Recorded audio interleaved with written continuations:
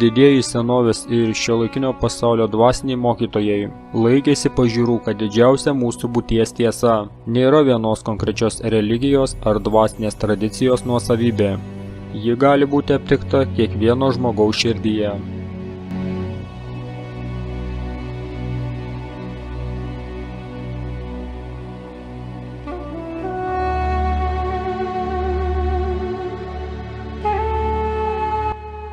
Poetas Rumi sakė, kur yra mėnulis, kuris niekada nepakyla ir nenusileidžia, kur yra ta siela, kurios nėra nei su mumis, nei be mūsų.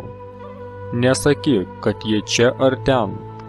Visa kūrinyje yra tokia, bet tik akims, kurios gali pamatyti.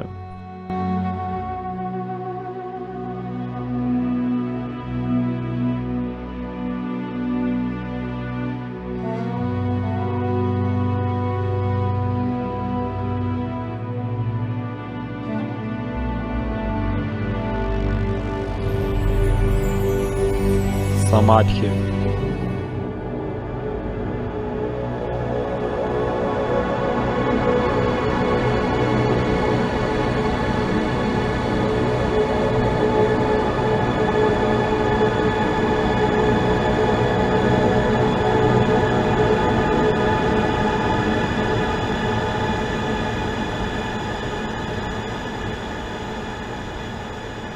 Antra dalis.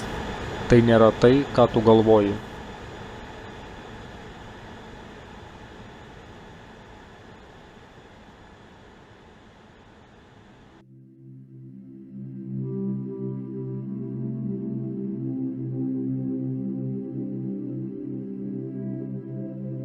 Legendoje apie Babilono bokštą žmonija buvo padalinta daugybės kalbų, įsitikinimų, kultūrų ir pomėgių. Babilonas pažodžiui reiškia dievų vartai. Vartai yra mūsų mąstantis protas, mūsų sąlygotos struktūros.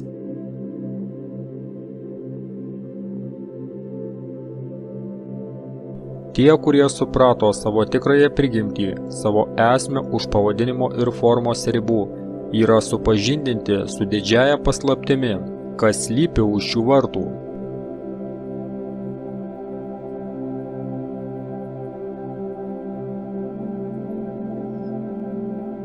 Žmonės naudojo senovinę parabolę apie dramblį, norėdami apibūdinti, kaip iš tikrųjų skirtingos tradicijos nurodo vieną didelę tiesą. Kiekvienas iš neregių žmonių grupės paliečia skirtingas dramblio dalis ir susidaro tam tikrą supratimą apie tai, kas yra dramblys. Žmogus, stovintis prie dramblio kojos, apibūdina jį kaip kažką panašaus į medį. Prie uodegos stovintis žmogus sako, kad dramblys yra panašus į virvę. Dramblys yra panašus į ietį, sako tas, kuris stovi netoli ilties. Jeigu paliesite ausį, atrodys, kad dramblys yra tarsi vėduoklė. Šoną palietęs žmogus yra tikras, kad dramblys yra tarsi siena. Problema yra ta, kad paliečiame savo dramblio dalį ir manome, kad mūsų patirtis yra vienintelė tiesa. Mes nenorime pripažinti ar atsižvelgti į tai, kad kiekvieno žmogaus patirtis yra tiesiog skirtinga to paties gyvūno dalis.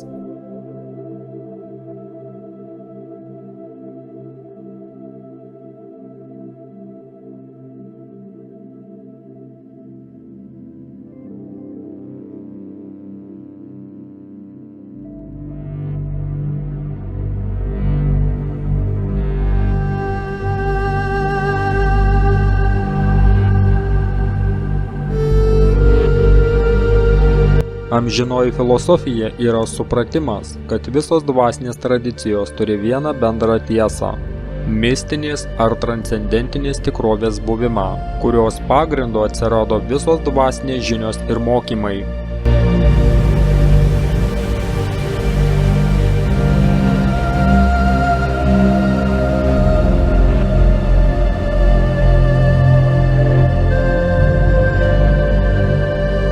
Svamis Vivekananda apibendrino amžinosios filosofijos mokymo esmę sakydamas: visų religijų pabaiga yra Dievo pažinimas sieloje. Tai ir yra viena universali religija. Šiame filme, kai mes vartojame žodį Dievas, jis yra tiesiog transcendentinė metafora, nurodanti didžiąją paslaptį už riboto egoistinio proto. Pažinti savo tikrąjį aš arba tikrąjį save reiškia pažinti savo dieviškąją prigimtį. Kiekviena siela turi galimybę pasireikšti naujam aukštesniam sąmonės lygiui, turint tikslą pabusti iš miego ir tapatinimosi su forma.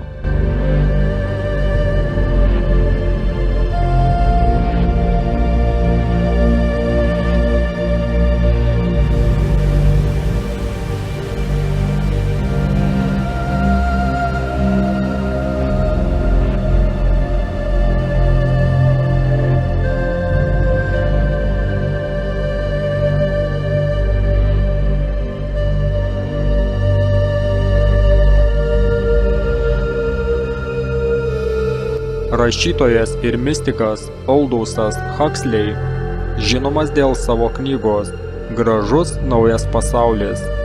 Jis taip pat parašė knygą Amžinoji filosofija, kurioje jis rašė apie mokymą, kuris vėl ir vėl grįžta į žmonijos istoriją, įgaudamas kultūros, kurioje jis yra, formą. Jis rašė: amžinoji filosofija tiksliausiai išreiškiama sanskrito formulė tat tvam asi, kad tu esi. Atmanas arba tikrasis amžinasis aš yra vientisas su Brahmanu, absoliutus viso egzistavimo principas, o kiekvieno žmogaus pagrindinis tikslas yra atrasti šį faktą, sužinoti, kas jis ar ji yra iš tikrųjų.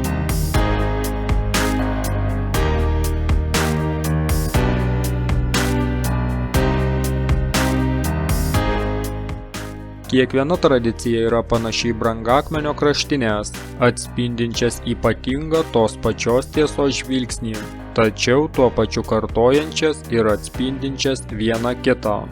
Kuri kalba ar koncepcinė sistema bebūtų naudojamos, visos religijos atspindinčios amžinąją filosofiją vienybės idėją dalina su kažkuo didesniu, su kažkuo, kas yra už mūsų ribų.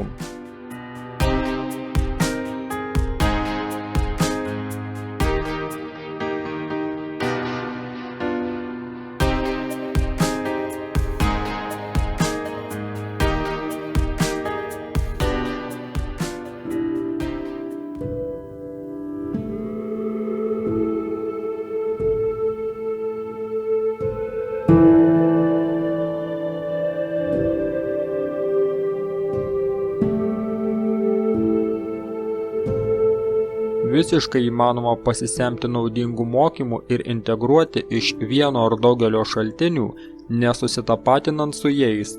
Sakoma, kad visi dvasiniai mokymai yra tiesiog skirtingi pirštai, rodantys į transcendentinę tiesą.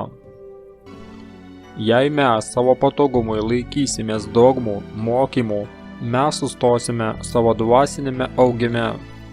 Suvokti tiesą už visų savo ribų reiškia paleisti įsikibimą ir prisirišimą, paleisti visas religinės koncepcijas.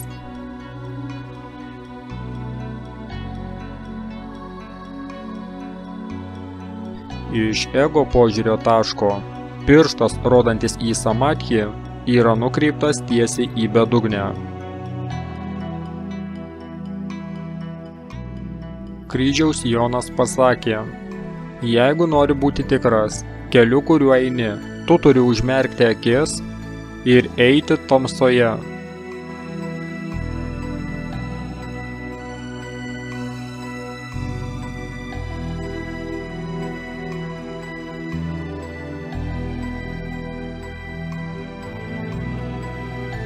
gyventi visavertį gyvenimą, visada būti niekieno žemėje.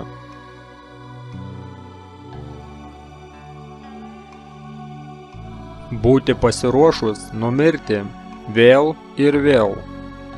Pema Chodron. Samadhi prasideda šuoliu į nežinomybę.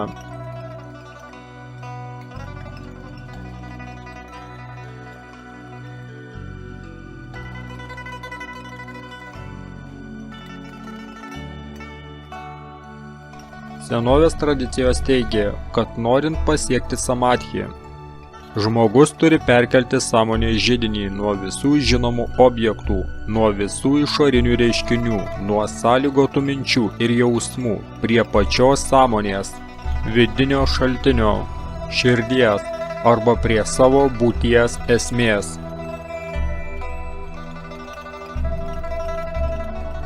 Šiame filme, kai vartojame žodį samadhi, mes kalbame apie transcendentalinį, aukštesnį samadhi, vadinamą nirvikalpa samadhi.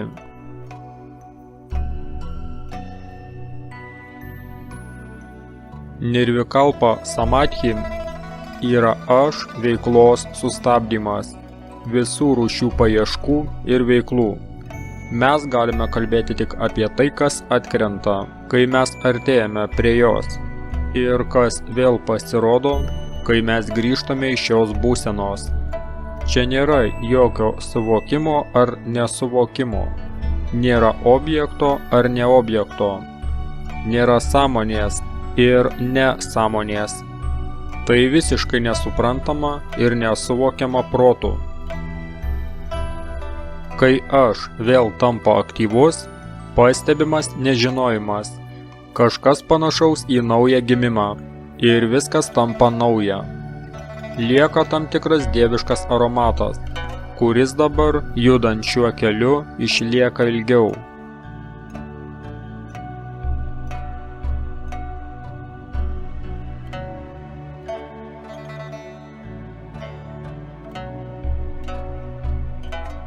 Yra daugybė samadhi rūšių aprašytų senovės tradicijomis. Ir per daugelį metų kalba sukėlė painiavą. Mes renkame žodį samadhi, kad apibendrintume transcendentinę vienybę, tačiau lygiai taip pat lengvai galėtume naudoti kitą žodį iš kitokios tradicijos. Samadhi yra senovės sanskrito terminas, vartojamas vedų, jogos ir sankhya Indijos tradicijose. Jis taip pat įsiskverbė ir į kitas dvasinės tradicijas. Samadhi yra 8 žingsnelis iš 8 Patanžali jogoje ir 8 tauriojo 8-lypio Budos kelio. Buda naudojo žodį nirvana, vanos nutraukimas, arba aš veiklos nutraukimas.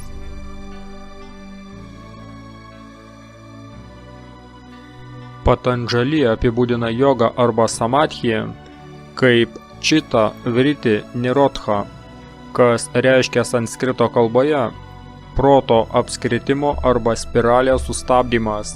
Tai yra sąmonės išlaisvinimas iš matricos arba pagrindinės proto priežasties.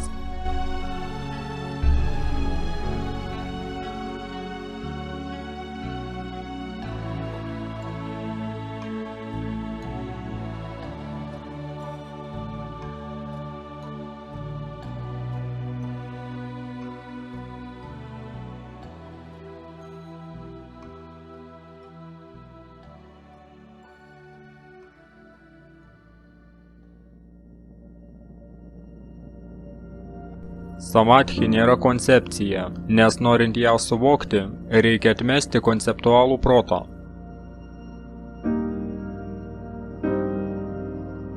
Skirtingos religijos vartojo skirtingus žodžius apibūdinančius vienybę su dieviškumu. Įdomu tai, kad pats žodis religija turi panašią reikšmę. Lotynų kalbos žodis religare reiškia suvienyti, atkurti ryšį. Panašią reikšmę turi žodis joga, kas reiškia pasaulietiškojo suvienijimą su transcendentaliu. Islame tai atsispindi senajame arabiškame žodyje islamas, kuris reiškia atsidavimą arba maldą Dievui, o tai reiškia totalų susitaikymą arba aš sistemos pasidavimą.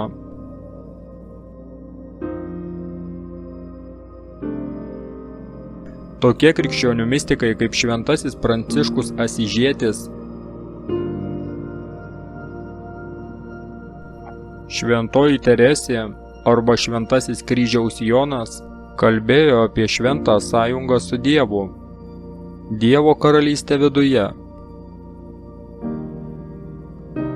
Tomo Evangelijoje Kristus pasakė, karalystės nėra nei čia, nei ten. Tačiau Tėvo karalystė plinta žemėje ir žmonės jos nemato. Jei pažvelgsite į graikų filosofų Platono, Plotino, Parmenido ir Heroklito darbus per amžinosios filosofijos mokymų prizmę, tai jie nurodo tą pačią išmintį. Plotinas moko, kad svarbiausia žmogaus siekis yra nukreipti žmogaus sielą į aukščiausią tobulumo ir sąjungos su vienybe būseną.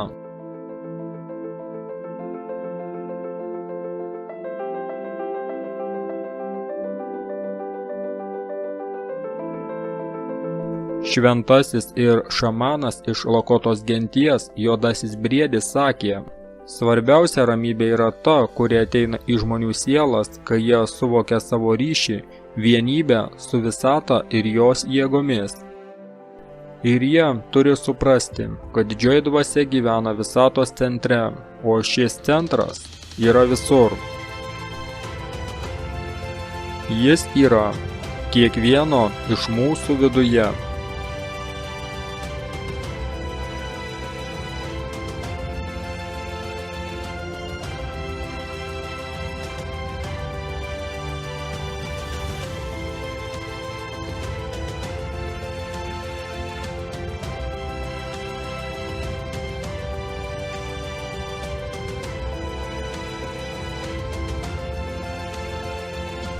Jeigu mes nesame samadhi, tai prabudimo kelyje yra du poliškumai. Dvi durys, į kurias galima įeiti. Du išmatavimai. Vienas veda prie švarios sąmonės, kitas į jutiminių objektų pasaulį. Kylanti kryptis veda į absoliutą, o nukreipta žemyn į mają, į viską, kas turi išraišką, tiek matomą, tiek nematomą. Santykis tarp santykinio ir absoliutaus gali būti išreikštas Šri Nisargadatta Maharadža citata. Išmintis žino, kad aš esu niekas. Meilė žino, kad aš esu viskas. Ir mano gyvenimas teka tarp jų.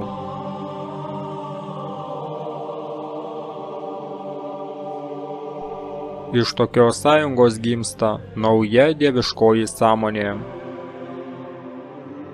Kažkas iškyla iš šios santokos ar šių poliškumų sąjungos, arba dėl dualumo mirties, nors tas kažkas yra nematerialus ir niekada negimsta.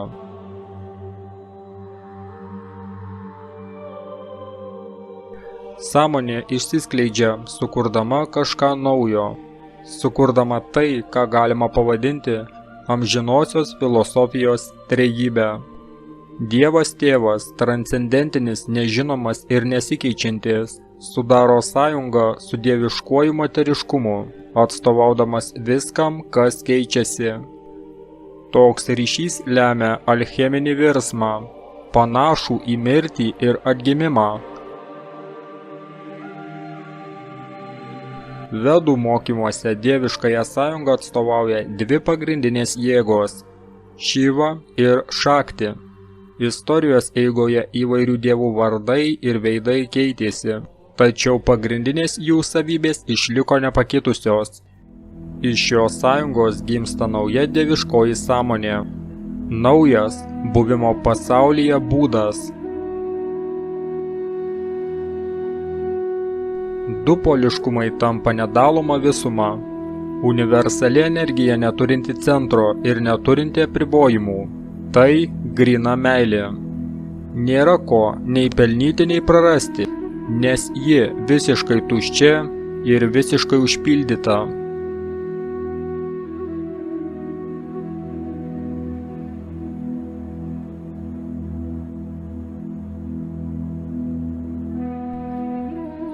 Ar tai būtų ezoterinės Mesopotamijos mokyklos, ar babiloniečių ir asirų dvasinės tradicijos, senovės Egipto religijos, senovės Afrikos nubų ir kemetų kultūros, šamanistinės ir gimtosios tradicijos, Graikijos misticizmas, gnostikų, advaistų, budistų, daosistų, žydų, zoroastrizmo, džainistų, musulmonų ar krikščionių, juos visus vienija, kad giliausios jų dvasinės įžvalgos leido šių tradicijų pasekėjams pažinti samadhi. Pats žodis samadhi reiškia kažką panašaus į pažinoti vienodumą ar vienybę. Tai reiškia susivienijimą. Tai vienyje visus tavo aspektus.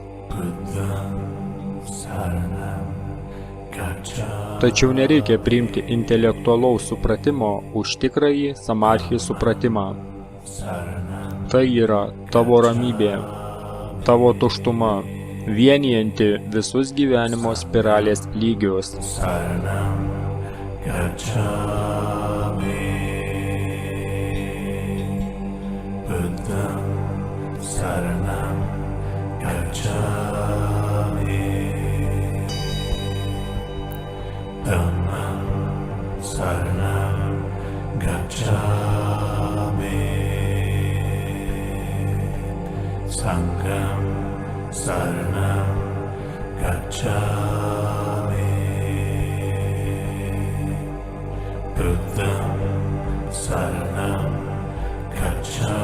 Senovės samadhi mokymų dėka žmonija gali pradėti suvokti bendrą visų religijų šaltinį ir vėl prisitaikyti prie gyvenimo spiralės, didžiosios dvasios, dharmos ar dao. Spiralė yra tiltas, einantis nuo mikrokosmoso iki makrokosmoso.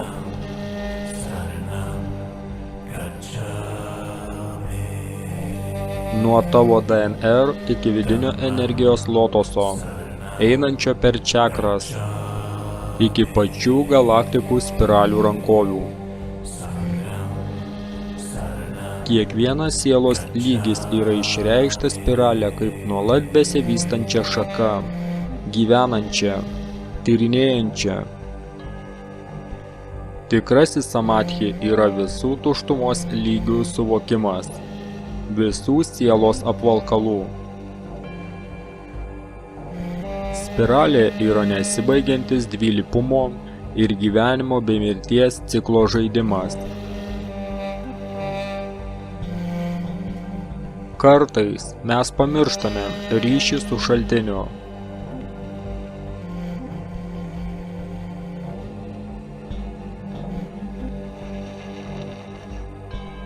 Prizmė, per kurią mes žiūrime, yra labai maža. Ir mes tapatiname save su ribotu padaru, kuris šliaužioja žemėje, tik tam, kad vėl užbaigti savo kelionę atgal į šaltinį, į visur esantį centrą.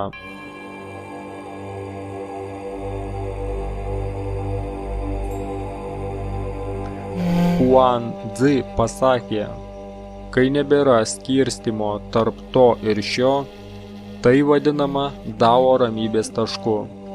Nepajudinamame taške esančiame spiralės centre visuose dalykuose galima pamatyti begalybę.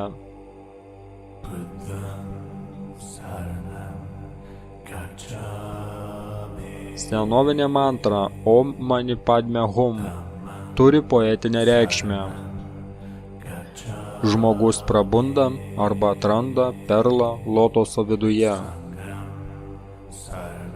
Tavo tikroji prigimtis pabunda sieloje, taikoje. Buddham Saranam Gacchami. Dhammam Saranam Gacchami. Kreipiantis į hermetizmo principą, kaip viršuje, taip ir apačioje, kaip apačioje, taip ir viršuje, mes galime nubrėžti analogiją, kad suprastume proto ir tylos santykį, santykinį ir absoliutų.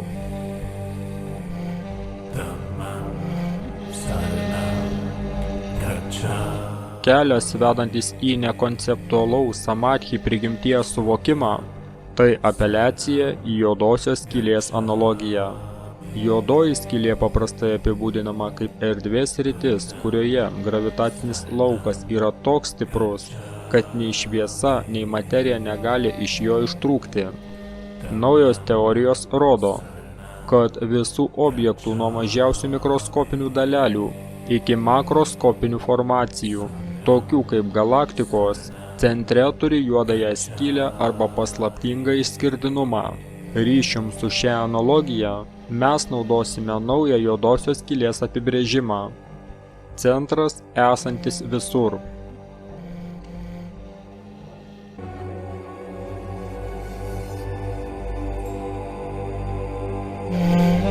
Zen tradicijoje yra daugybė stichijų ir koanų, vedančių mus prie negrįžtamų vartų. Žmogus turi pereiti per negrįžtamus vartus, kad pažint samadhi.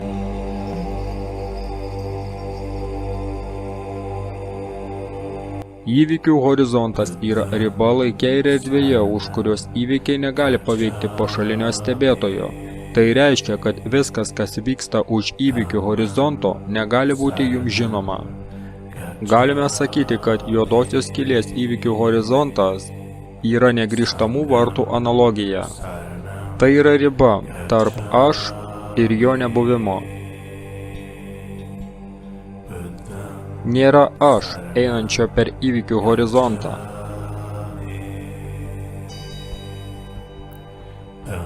Juodosios skylės centre yra vienmatis singuliarumas, kuriame yra trilijonai saulių neįsivaizduojamai mažoje erdvėje. Tiesą sakant, begalinis kiekis. Tiesioginė prasme visata yra kažkas be galo mažesnio už smėlio grūdelį.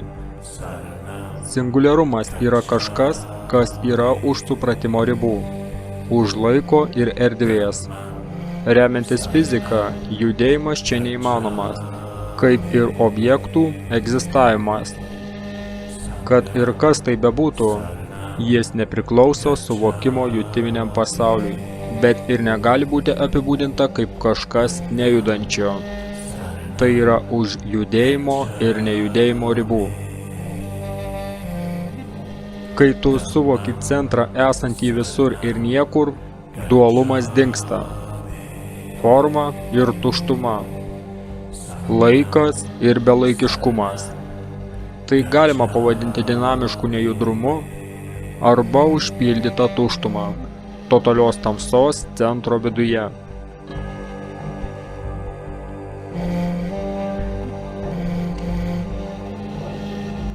Daoistų mokytojas Lao Tzu pasakė, tamsa viduje tamsos yra vartai į visko supratimą.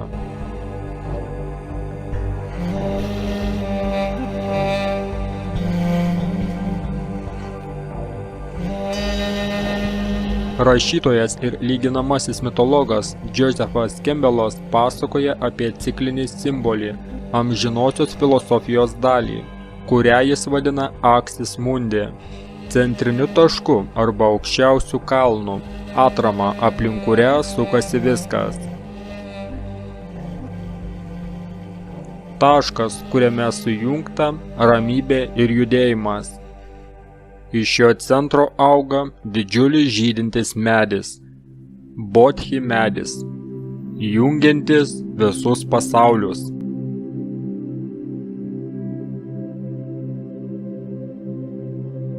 Panašiai kaip juodoji skylė traukia saulę, taip ir tu artėdamas prie didžiosios realybės, tavo gyvenimas pradeda suktis aplink ją, ir tu pradedi nykti.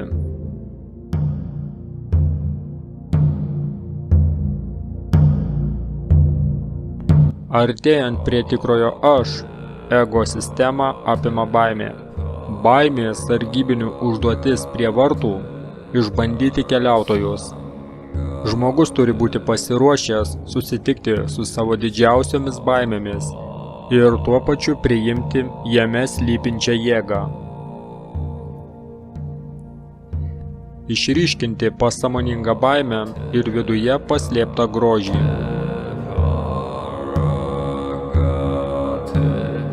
Jei tavo protas ramus, jei nėra aš reakcijos, tada visi pasąmonės proto sukelti nesąmoningi reiškiniai atsiranda ir praeina. Tai yra tas momentas, kai tau tikrai prireiks tavo dvasinėme kelyje tikėjimo. Ką reiškia tikėjimas? Tikėjimas skiriasi nuo įsitikinimo. Įsitikinimas tai kažko priėmimas proto lygiu, norint save nuraminti. Įsitikinimas yra proto būdas reikšti ir kontroliuoti patirtį. Tikėjimas yra kai kas priešingo. Tikėjimas yra buvimas visiško nežinojimo vietoje. Visko, kas kyla iš pasąmonės, priėmimas. Tikėjimas tai singuliarumo traukai pasidavimas, ištirpimas arba savęs demontavimas, su tikslu pereiti per negrįžtamus vartus.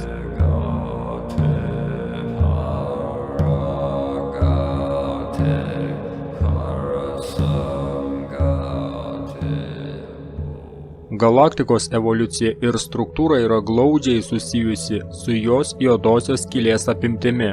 Kaip ir tavo evoliucija yra susijusi su tikrojo aš buvimu, singuliarumu, kuris yra tavo tikroji prigimtis. Mes negalime matyti juodosios skylės, tačiau apie ją galime žinoti iš to, kaip objektai juda aplink ją, pagal jo sąveikavimą su fizinė realybė. Lygiai kaip mes negalime pamatyti savo tikrosios prigimties. Tikrasis aš yra neapčiuopiamas, tačiau mes galime pastebėti nušvitimo poelgį, kaip sakė dzen meistras Suzuki.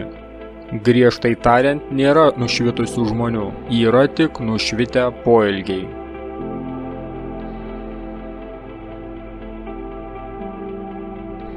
Mes negalime pamatyti savo prigimties, kaip akis negali pamatyti pati savęs. Mes negalime jos pamatyti, nes regėjimas įmanomas tik jos dėka. Kaip ir juodoji skylė, samadhi tuo pat metu yra ir viskuo, ir niekuo. Ir nėra objekto. Tai dvilypumo sunaikinimas. Objektas ir neobjektas. Nėra vartų vedančių į didžiąją realybę, bet yra begaliniai keliai. Dharmos keliai. Panašus į begalinę spiralę, be pradžios ir pabaigos. Niekas negali pereiti per negrįžtamus vartus. Joks protas dar iki to nedaėjo ir niekada neprieis. Tik niekas gali pereiti per negrįžtamus vartus. Taigi ir būk niekuo.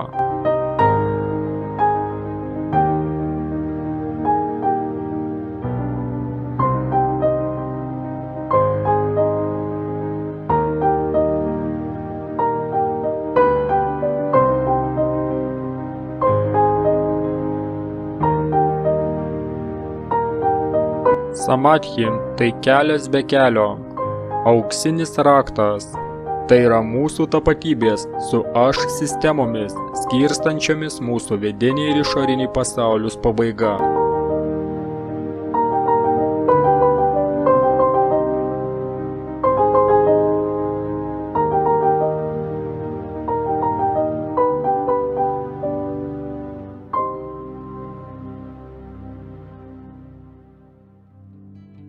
Yra daugybė koncepcijų modelių apibūdinančių savęs sluoksnius ar lygius. Mes naudojame pavyzdį iš senovės laikų. Upanišaduose apvalkalai dengiantys atmaną ar sielą yra vadinamos košomis. Kiekviena koša yra tarsi veidrodis. Aš struktūros dangos, sluoksniai arba majos lygiai maišo mums pažinti mūsų tikrąją prigimtį, jeigu mes su jais susitapatinę. Dauguma žmonių mato atspindžius ir jie tiki, kad tai ir yra jie. Vienas veidrodis atspindi gyvūno sluoksnį, fizinį kūną. Kitas veidrodis atspindi tavo protą, tavo mintis, instinktus ir pojūčius. Trečias tavo vidinę energiją arba praną, kurią galima rasti žvelgiant į savo vidų. Kitas veidrodis atspindi vaizdų lygį, aukštesniojo proto ar išminties lygį. Ir egzistuoja lygiai transcendentinės arba nedvilypės palaimos, kurią galima pažinti priartėjus prie samadhi. Teoriškai galima išskirti begalę veidrodžių arba aš aspektų ir jie nuolat keičiasi. Dauguma žmonių dar tik turi atrasti savo pranas, aukštesnį protą ir palaimą nedualume. Jie netgi nežino apie jų egzistavimą. Šie sluoksniai formuoja tavo gyvenimą, bet tu jų nematai. Paslėpti veidrodžiai iš tikrųjų daro įtaką mūsų gyvenimui daug labiau nei matomi. Jie nematomi, nes daugumai žmonių jų sąmonė yra visiškai neapšviesta. Kaip Indros perlų tinklas, veidrodžiai atspindi vienas kitą, o atspindžiai atspindi visus paskesnius atspindžius iki begalybės. Pokyčiai viename lygyje daro įtaką visiems kitiems lygiams. Kai kurie iš šių veidrodžių gali likti tamsoje, jei mums nepavyks rasti išmintingo auklėtojo, kuris gali padėti mums juos apšviesti. Tiesa tame, kad mes nežinome to, ko nežinome. Dabar įsivaizduok, kad tu sudaužėjai visus veidrodžius. Nėra to, kas atspindėjo tau patį save. Kur tu?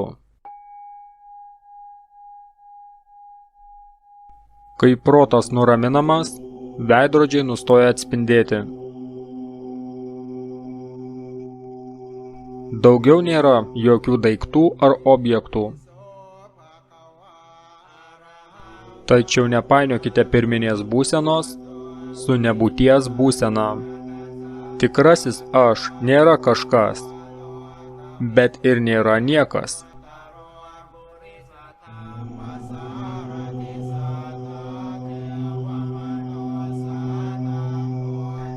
Šaltinis yra ne kažkas, o pati tuštuma arba nejudrumas, ramybė. Ta tuštuma, kuri yra visko šaltinis. Forma suvokiama lygiai taip pat kaip ir tuštuma.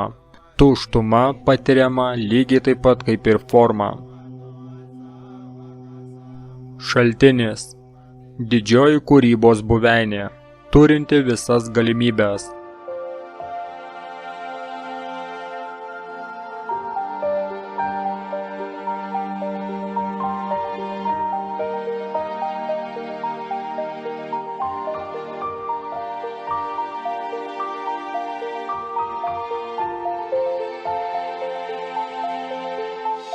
Samadhi yra beasmenės sąmonės pabudimas.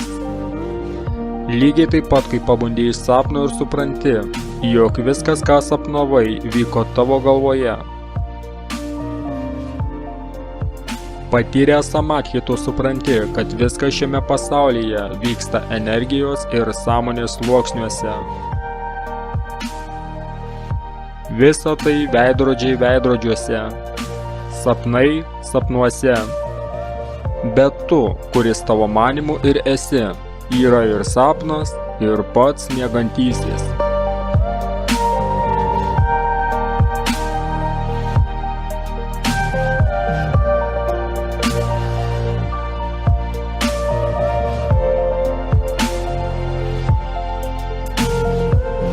Kad ir ką kalbėtume šiame filme, paleisk tai, nesikabink už to protų.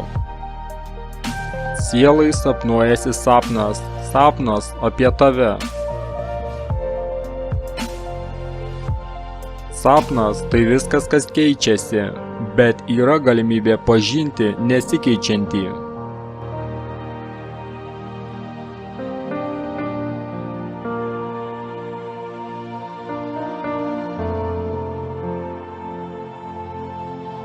Šio fakto neįmanoma suvokti ribotų, suasmenintų protų.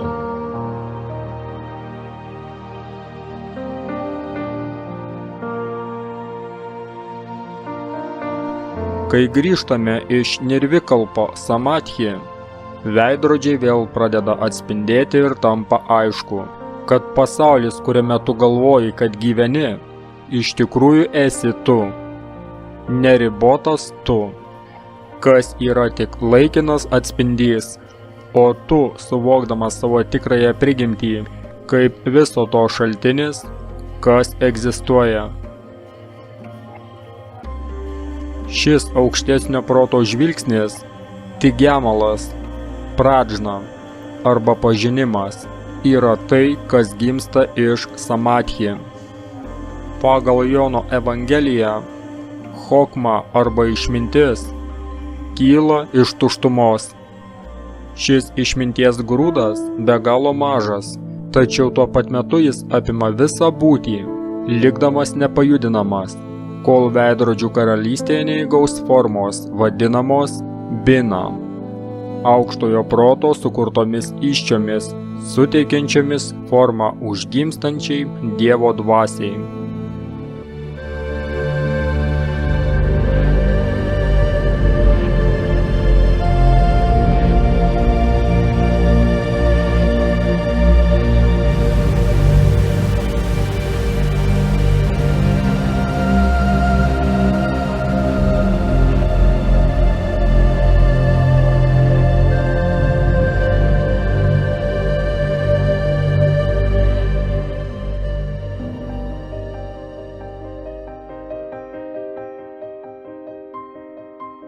Veidrodžių ar proto egzistavimas nėra problema. Tiesą sakant, žmogaus klaida ar apgaulė yra tapatinimasis su jais.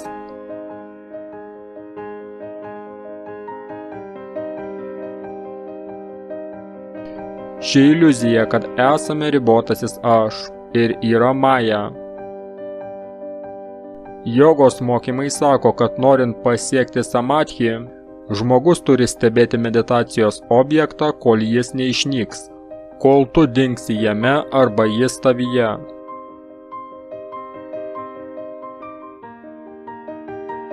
Nors įvairios tradicijos naudoja įvairius žodžius, iš esmės visos jos reiškia aš identifikavimo ir aš veiklos nutraukimą.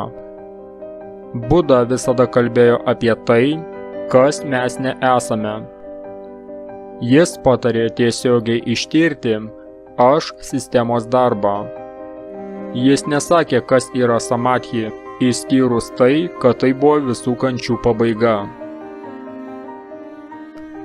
Advaita Vedantoje yra terminas neti, reiškiantis ne tai, ne tas.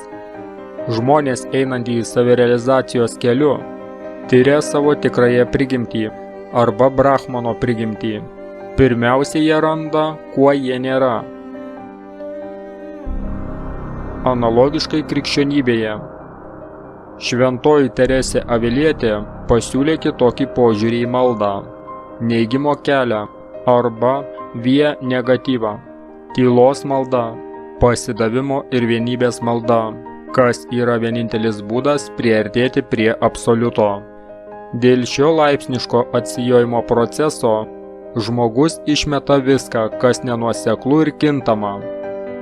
Protą, ego sistemą ir visą kitą, įskaitant nematomus aš sluoksnius. Pasąmonė turi tapti skaidri, kad pradėtų atspindėti šaltinį. Jai yra daug žinių ir pasąmonėje vadovaujantis aš. tada mūsų gyvenimas užfiksuotas paslėptų modelių labirintuose, kurie slepia neatrastą aš.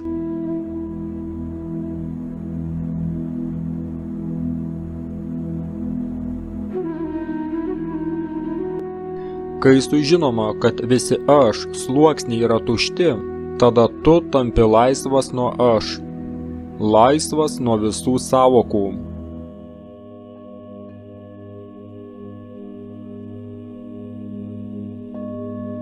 Momentas, kai pasuki į savo tobulėjimą, kai tu suvoki, kad tu nežinai, kas tu esi, kas patiria kvėpavimo procesą,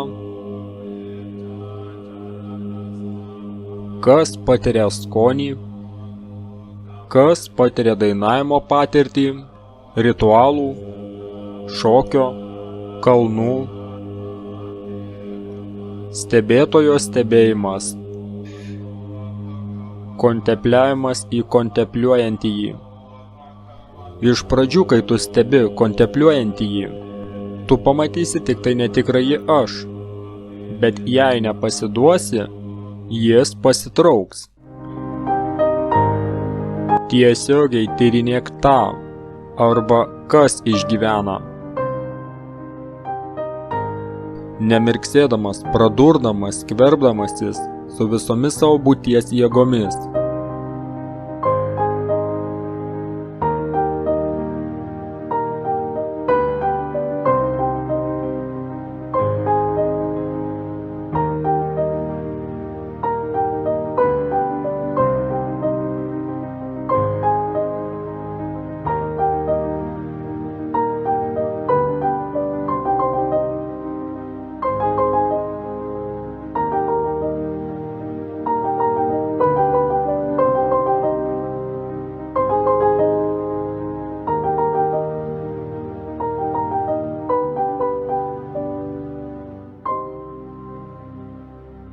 Nėra aš, kuris prabunda. Nėra tavęs, kuris prabunda. Yra pabudimas nuo atskirojo savęs egzistavimo iliuzijos, iš apribotojo tavęs sapno. Kalbėti apie tai nėra prasmės. Turi įvykti tikrasis aš sustabdymas, tam, kad aiškiai suprasti jo esmę, ir kai tik jis suvokiamas, nieko nebereikia kalbėti. Kai tik tu pasakai kažką, tu vėl grįžti į protą. Aš jau ir taip pasakiau per daug.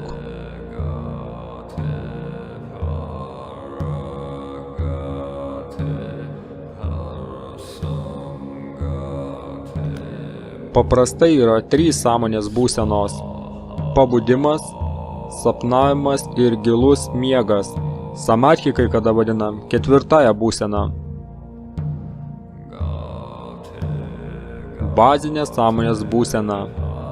Pirminis pabudimas, kuris gali būti nuolat kartu su kitomis sąmonės būsenomis. Vedantoje tai vadinama turija.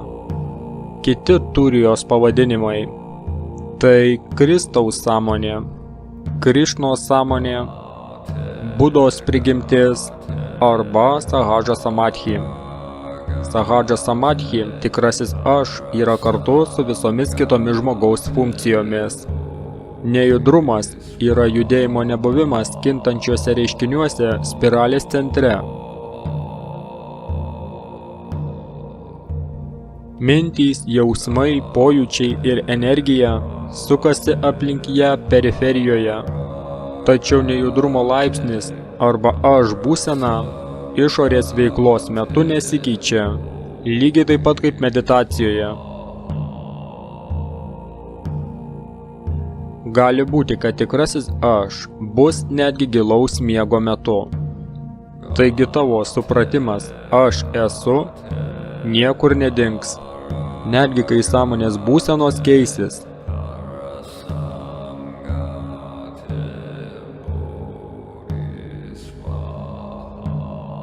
Tai jogos sapnas. Giesmių giesmėje arba Saliamono giesmėje iš Tanacho arba Senojo testamento sakoma: Aš miegu, o mano širdis budi. Šis amžinos besmenės sąmonės suvokimas atsispindi Kristaus žodžiuose, kai jis pasakė: iki Abraomo buvimo aš esu.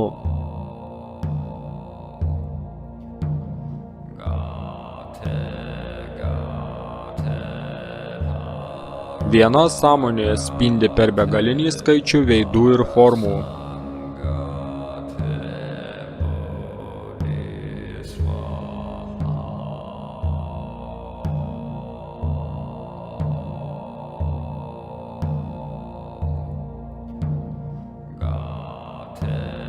Visų pirma, jūsų viduje iš esančių poliškumų tarsi gimsta silpna liepsna. Vyriškas principas prasiskverbiantis į sąmonę kartu su atsidavimu ar moteriškos energijos atskleidimu. Ji labai trapi ir tu turi rūpintis ją, kad apsaugoti ir palaikyti joje gyvybę, kol ji nesustiprės.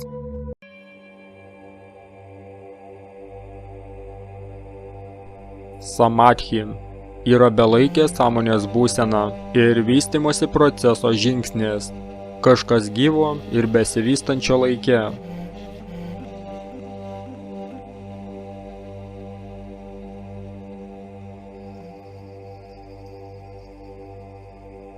Kuo daugiau laiko mes praleidžiame samadhi, dabar belaikiame, tuo daugiau mes vadovaujame širdimi, siela arba atmanu ir esame mažiau priklausomi nuo sąlygotos sistemos.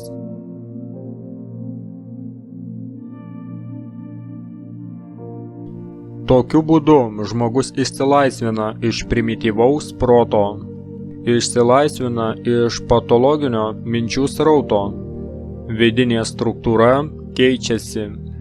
Energija jau nebeteka nesąmoningai senąją sąlygotą sistema, kas kitais žodžiais reiškia, kad žmogus daugiau nebesitapatina su aš sistema, išorinių formų pasauliu.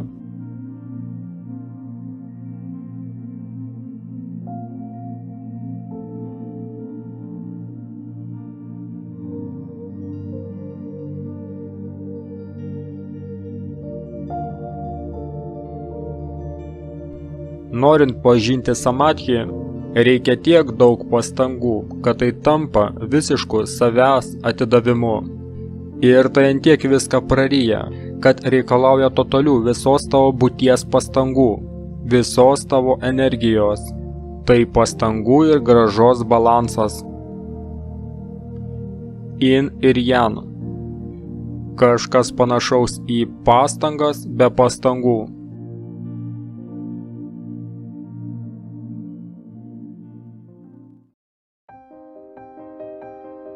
Indijos mistikas ir jogas Ramakrišna Paramahamsa sakė: ieškokite nušvitimo taip, kaip tvenkinio siekia tas, kuriam dega plaukai. Tu sieki to visą savo esybę.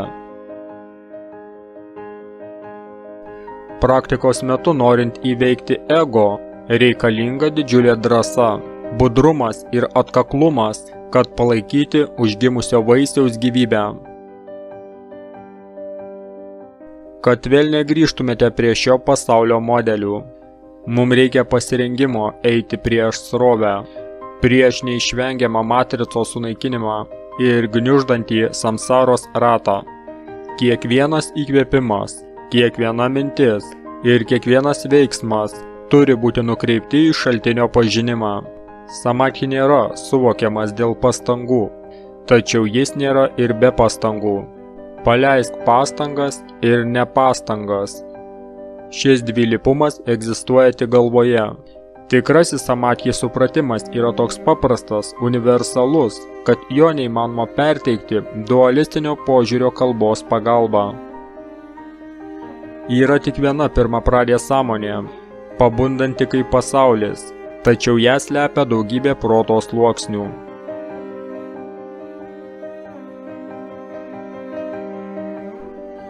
Kaip saulė, paslėpta už debesų. Kai kiekvienas proto sluoksnis atmestas, tai mūsų esybė atsiskleidžia. Po kiekvieno proto sluoksnio išmetimo, žmonės tai vadina skirtingai samadhi. Jie suteikia pavadinimus skirtingiems išgyvenimų ar reiškinių tipams.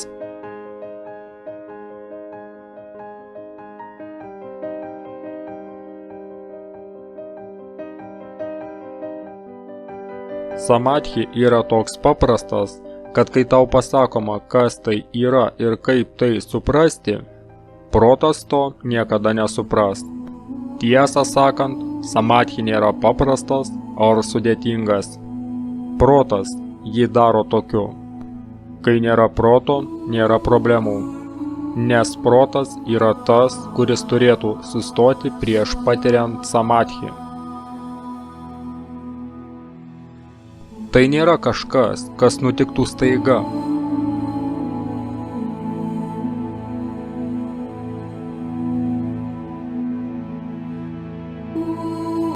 Tiksliausia samadhi doktrina turbūt perteikė ši frazė: būk ramus ir žinok.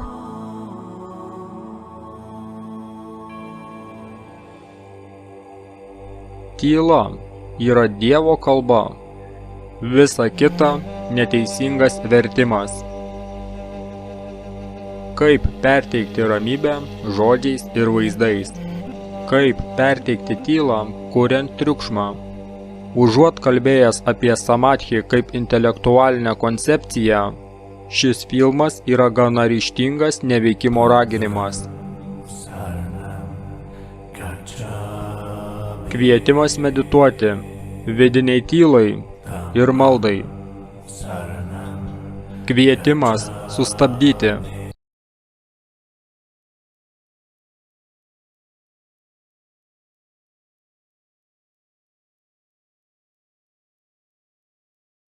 Sustabdykite viską, ką suaktyvina patologinis egoistinis protas.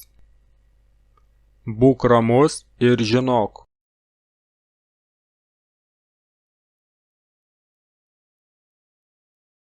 Niekas negali pasakyti, kas pasirodys iš šios ramybės. Tai kvietimas veikti iš dvasinės širdies.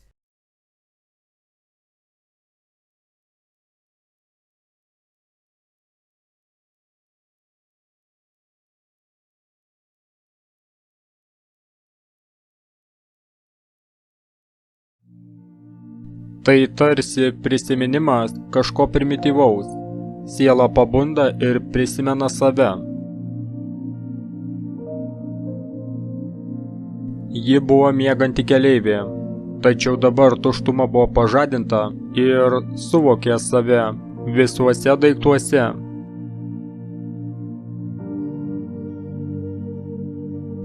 Tu negali įsivaizduoti, kas yra samadhi, turėdamas ribotą egoistinį protą. Kaip ir neįmanoma aklam žmogui paaiškinti, kas yra spalva. Tavo protas negali to žinoti. Jis negali to pagaminti.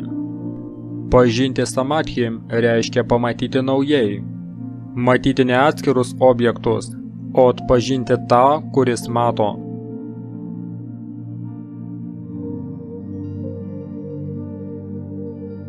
Pranciškus Asyžietis pasakė: tai, ko ieškai, yra tas, kas ieško. Kai tu jau esi matęs mėnulį, tu galėsi jį atpažinti bet kuriame atspindyje. Tikrasis aš visada buvo čia, jis yra viskas, bet tu tiesiog nesuvokiai jo buvimo. Kai išmoksi atpažinti ir išlikti tikruoju aš, už proto ir jausmų ribų, taps įmanoma jausti palaimą kasdieniame gyvenime.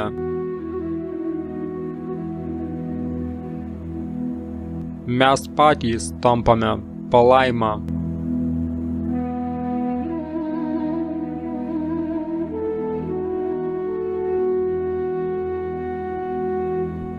Nemėgink išsilaisvinti iš norų, nes noras išsilaisvinti iš norų ir yra noras.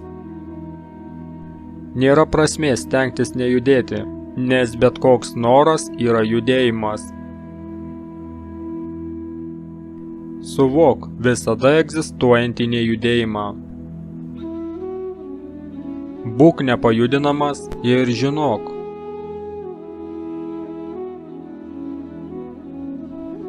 Kai visos nuostatos bus atmestos, šaltinis atsivers, bet nesikabinkite ir už šaltinio. Didinga tikrovė Dao ne viena ir ne dvi.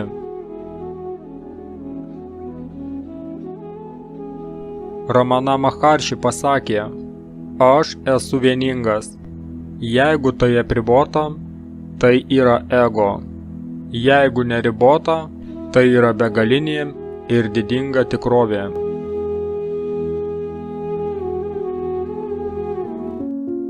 Tikėjimas ir netikėjimas funkcionuoja proto lygyje.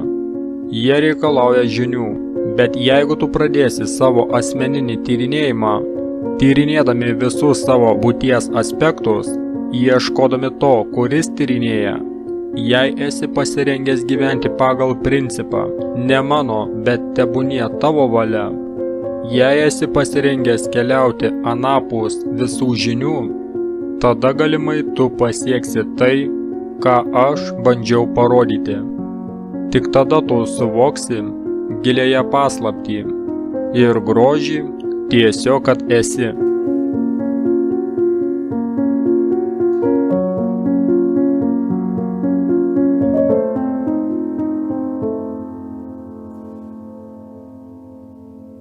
Yra kito gyvenimo galimybė. Yra kažkas švento, nesuprantamo, kurį galima rasti tavo būties gelmėse. Už savo kūrybų, dogmų, už sąlygotos veiklos ir visų prielaidų. To negalima pasiekti naudojant technikas, ritualus ar praktikas. Nėra būdo tai gauti, nėra sistemos, nėra kelio vedančio į kelią.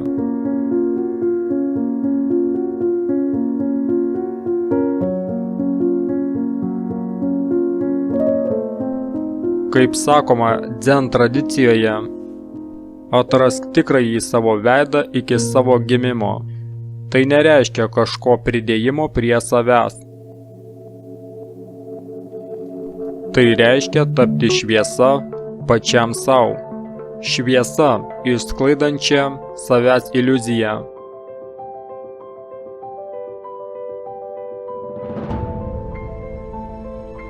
Gyvenimas visada bus nerealizuotas, o širdis negalės rasti ramybės, kol neras to paslaptyje už vardo ir formos.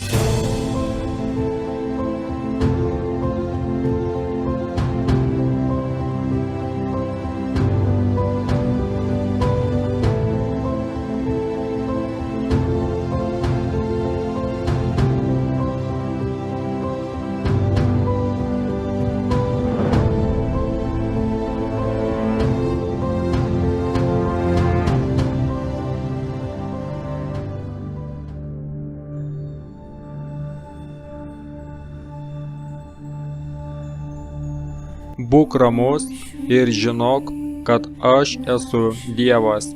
Psalmė 46:10.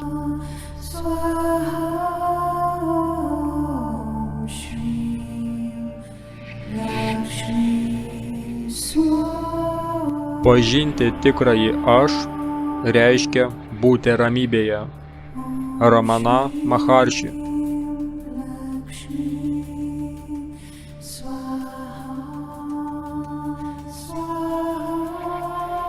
Tik širdies tyloje tavo dieviškumas kalbės su tavimi ir nukreips tave, ves prie tavo tikslo. Mira Alfasa, motina.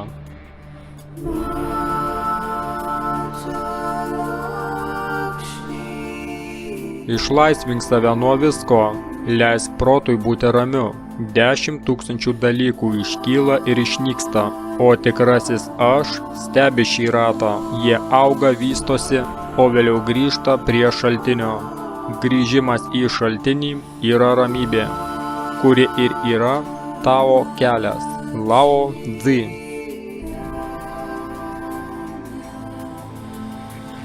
Atrask ramybę, nukreipk savo dėmesį į vidų. ir pašvęsk savo protą tikrajam aš. Išmintis, kurios tu ieškai, guli tavo viduje. Bhagavat Gita. Tavo gilus savęs išjautimas, to, kas tu esi, yra neatskiriama nuo ramybės. Tas aš esu daug gilesnis už vardą ir formą. Eckhart Tolle.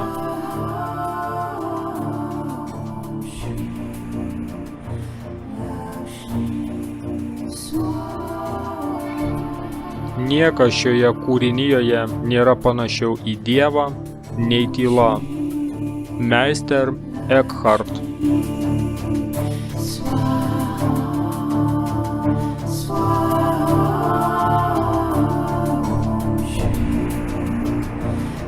Proto tyloje pamačiau save tokį, koks esu. Nepririštą. Nisargadatta Maharaj.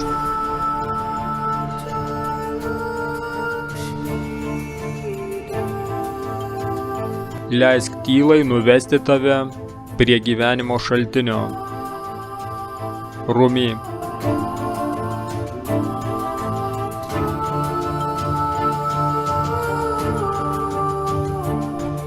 Tu žinai kelią kaip, o aš žinau tiesų kelią. Rabija Basri. Šventoji moteris Sufi.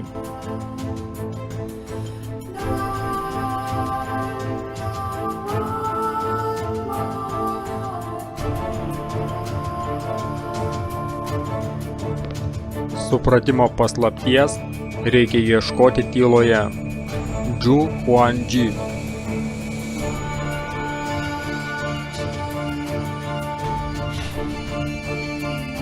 Pilna proto ramybė retas reiškinys. Protas labai guvus, gyvybingas, labai gyvas. Suvokia kiekvieną išorinį judėjimą, bet prie viso to visiškai ramus. Džiddu Krišnamurti.